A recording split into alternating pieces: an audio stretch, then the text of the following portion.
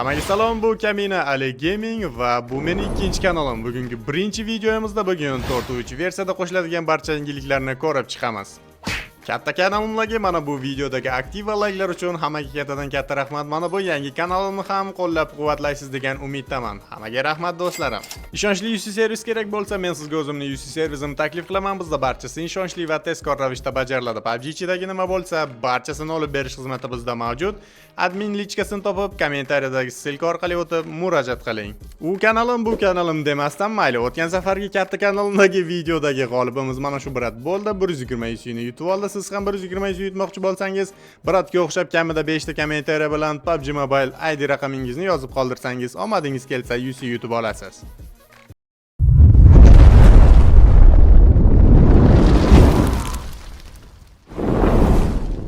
Xo'p do'stlar, videomizni boshladik. Demak, birinchi qobiliyatimizni ko'rib chiqamiz. O'zini o'zi himoya qilish, ya'ni gumbaz yaratish. Demak, dushman keldi va biz mana shu narsani ishlatgan holatda qalqonli gumbaz yarata olamiz va bu gumbazga umuman o'q ta'sir qilmaydi va sizga o'q tegmaydi. Lekin vaqti juda ham qisqa bo'lar ekan, rasmiy obnovleniya kelsa vaqti birozgina uzunroq bo'lishi mumkin.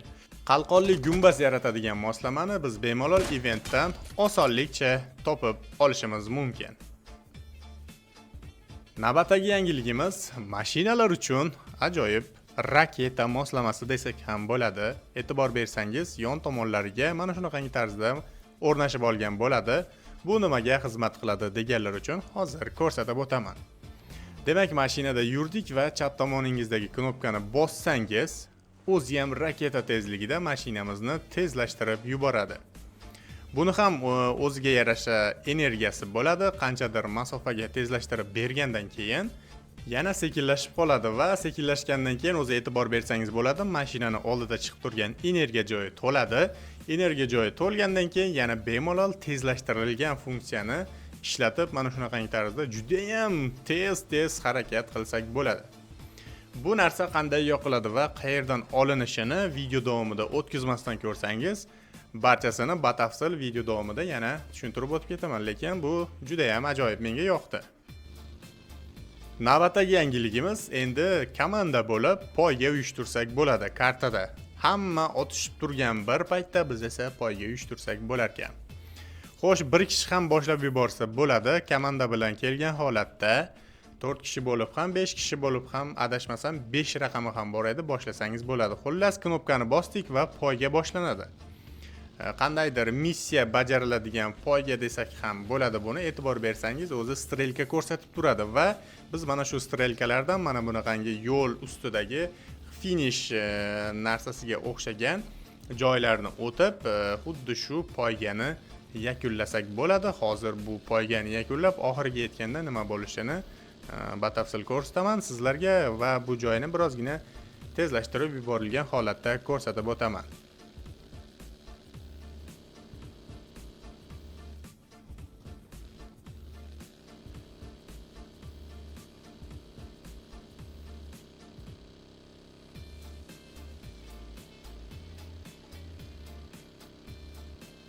Xo'sh, poygani yakunlaganimizdan keyin qobiliyat, ya'ni mashina qobiliyati degan narsa qo'shilgan. U qobiliyatlar ham video davomida bo'ladi. Ana shuni urvinini ko'tarishga yordam beradigan poyga bo'lar ekan bu. Qobiliyatlar to'g'risida ham video davomida tushuntirib o'taman. Katta UC paketlarni arzonga chiqarib olish uchun biz albatta Buldrop saytiga kirib, mana shu joyda hisobimizni to'ldirib olamiz. O'zimizga kerakli to'lov turlarini tanlab, mana bu joyga hisobimizga qancha pul kerak bo'lsa yozib, promo kod joyiga Ali20 deb yozamiz va omadli promo kodni ishlatamiz. Hisobimizga to'ldirilgan pulni 20% ni qo'shib tashlab berishadi. Tekinga Bullcoin ishlash uchun Bullpassga kiramiz va Bullpass bergan missiyalarni bajargan holatda o'zimizga kerakli bo'lgan sovg'alarni yutib olsak bo'ladi. Hisobimizga pul tashladik. Ana endi uni ko'paytirish uchun biz case ochib Bullcoinlarni ko'paytirishimiz kerak bo'ladi. Sababi ko'proq UC paket chiqarib olish uchun biz qancha ko'p case ochsak, bizga megalodon ishlari yig'ilib boradi. Va bu megalodon ishlarini biz mana bu joyda almashtirish knopkasini bosgan holatda 3 ta qutini bittasini tanlaymiz va qimmatbaho sovg'alarni yutsak bo'ladi. Xo'sh, case'larni ochdik, Bullcoin ishladik. Ana endi chiqarib olish knopkasiga bosgan holatda mana shu joyga hisobimizdagi barcha Bullcoinlarni yozamiz, tepaga esa ID raqamimizni yozamiz.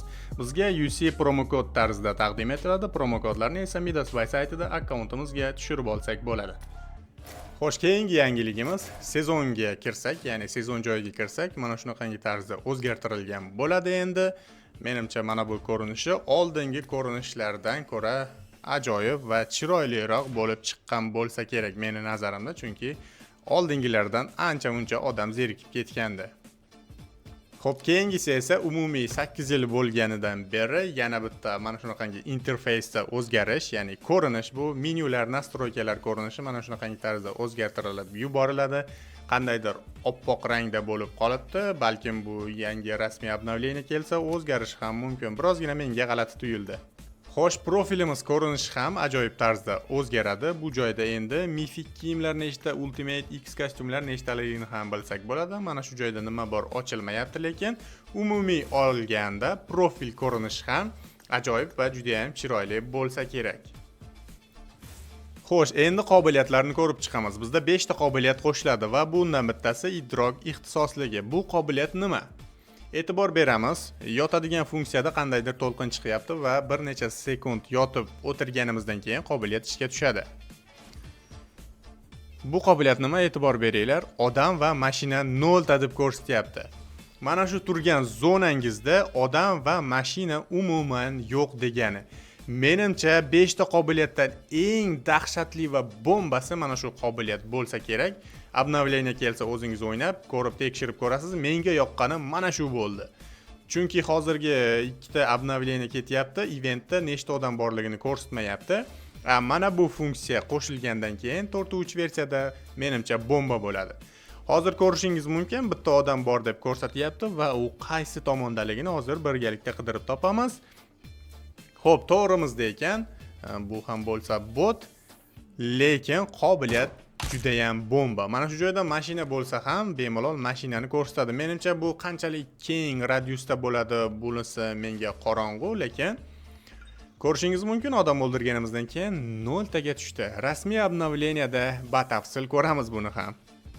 Davolash ixtisosligi degan qobiliyatni tekshira olmadim, sababi beta versiyada sherik bilan tusha olganim yo'q. Bu qobiliyat katta ehtimol sherigimizni nok holatidan turg'izish uchun yordam beradi. Navbatdagi qobiliyatimiz transport ixtisoslashuvi. Hozir buni ham tushuntiraman. Bu nima? Mashinadamiz, kimdir bizga otyapti. Balonlari teshilish ehtimoli juda ham kamayib ketar ekan, ko'proq o'q tegsa teshiladi, yo'q, teshilmaydi degani emas. Keyin biror joyga borib ursak, joni kamroq ketadi. Shu narsa yozilgan. Keyin bu barcha qobiliyatlarni o'zini urvini bo'ladi, ya'ni masalan, joni ketishini ko'paytirsangiz ham bo'ladi. Qancha ko'p ursangiz ham joni ketmaydigan qiladi yoki bo'lmasam bundan oldingi qobiliyatlarni ham tezligini, vaqtini oshirish imkoniyati bo'ladi. U narsalarni batch degan narsa yozilgan. Eventda shunaqangi narsalarni terib yursak bo'ladi. Balkim rasmiy obnovleniya kelsa, u narsalarning nomi o'zgarib, aniqroq nomi kelib chiqadi, katta ehtimol. Video boshida aytgan funksiyam, ya'ni raketa uchar mashina qiladigan funksiya, mana ключni rasmi chiqib turadi o'zi. Ana shuni bosganimizdan keyin bizga mana bu mashinani yon tomonidagi raketachalar qo'shiladi. Raketa reaktivni qiladigan, reaktivni qiladigan moslamalar paydo bo'ladi va bemalol yurib turgan paytingiz ishlatib ketsangiz bo'ladi. Ajoyib.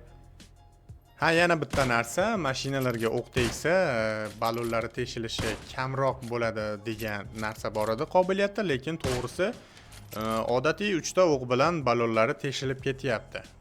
Balkim dushman otsa teshilmasligi mumkin, lekin men o'zim otganimdan keyin mana shu narsa ishlamayapti qandaydir bu funksiya. Yana ham bilmadim. Dushman otsa sinab ko'rish kerak buni. Aniqlash ixtisosligi degan qobiliyat nimaligini hozir tushuntiraman. Xo'sh, bu qobiliyat bilan biz dushmanni otganimizdan keyin sheriklarimizga o'zi metka ko'rsatadi. Biz PUBG'ning o'zini nastroykasidagi metka qandaydir xuddi u ham joyda turganda metka qo'yadi, lekin bu qobiliyat metka qo'ygandan keyin harakatlanadi. Masalan, qayerga ketyapti? Xuddi ana shu narsani ko'rsatadi. Buni ham urvinini oshirsak bo'ladi. Eventdan ana shunaqangi oshiradigan narsalarni topamiz va buni vaqti uzayadi. Xo'sh, navbatdagi qobiliyatimizni ko'ramiz do'stlar. Jang ixtisosligi. Bu qobiliyatni ham hozir tushuntirib o'tib ketaman. Demak, dushmanni o'ldirganimizdan keyin mana shunaqangi tarzda o'zi yozib chiqadi va qandaydir tez harakatlantirib berar ekan dushmanni o'ldirsak. Men do'stlar bu narsani o'zim tushuncham bo'yicha tushuntirib o'tyapman. Noto'g'ri bo'lsa kommentariyaga yozib ketsangiz bo'ladi. Xo'sh, e'tibor bersangiz, birozgina o'ldirganimizdan keyin tez yurib beryapti. Bu nima uchun kerak? To'g'risi tushunmadim. Yana boshqa sirlari bordir.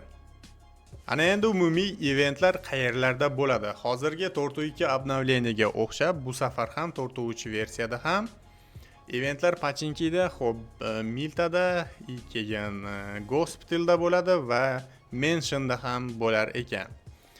Nimagadir eventlarni hozir 4 ta 5 ta joyga qo'yib yuborishyapti, balkim erinchoq bo'lib qolishdimi razraботchiklar. Hozirgi 4.2 versiyada ham eski oloviddin rejimini qo'shdi. Menimcha erinchoq bo'lib qolishyapti yoki bo'lmasam g'oya tugab qoldimi? Pachinkidagi eventni ko'rinishini ko'rishingiz mumkin. Atrofda g'alati bir kristalli gumbazmi nimadirlar bor va tepada parashyutlarda 8 yillikka bag'ishlab 8 harfi bor. Event markazida emasmi? Mana shunaqa raqs zalini markazida shu joyni bossak, bizning personajimiz o'rtaga turadi va ozgina lut chiqyapti va kiyim ham bor ekan. Rasmiy obnovleniyada lutlar ko'proq bo'lishi mumkin. O'yinni endi boshlaganlar uchun yaxshi kiyim. Event orqasida xuddi shu zalni orqasida e'tibor bersangiz, bu bugmi yoki beta versiya xatosimi bilmadim, juda ham personajimiz kattarib ketgan holatda mana shu joyda ham shunaqangi tarzda ko'rinib turar ekan, shunga ham e'tibor berdim. Navbatdagi eventchamiz Gospitalda bo'ladi. Menimcha bu qandaydir obnovleniyaga mos joylar tashkil etilgan event deb ham bo'lmaydi buni. Juda ham kichkina joy o'zi, Gospitalni hamma biladi.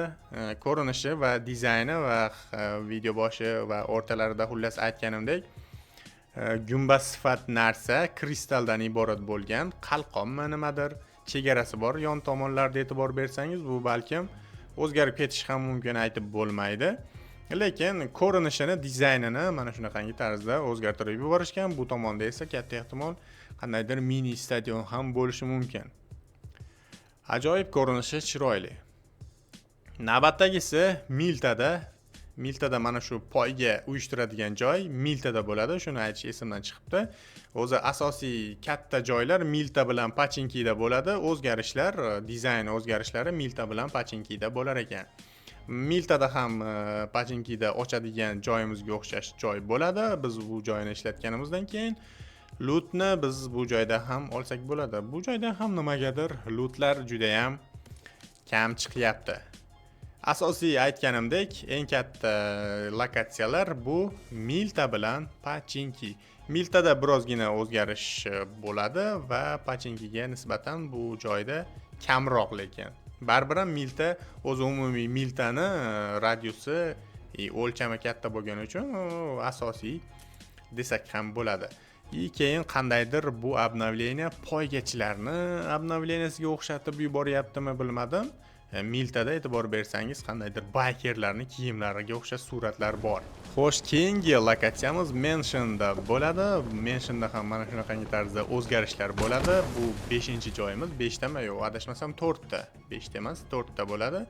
Xo'sh, restoran degan nom qo'yilar ekan bu zdaniyamizga, ya'ni bino desak ham bo'ladi. Bilmadim bu nima o'zgarish bo'lib ketyapti. Nimaga bag'ishlab bunaqangi obnovleniya, bu dekoratsiya, bu lokatsiyalar 8 yillikka biror bir normalniy narsa qo'shishganda bo'lmasmidi? Fikringlarni kommentariyaga yozinglar. Men to'g'risi bu obnovleniyaga umuman tushunmadim to'g'risi.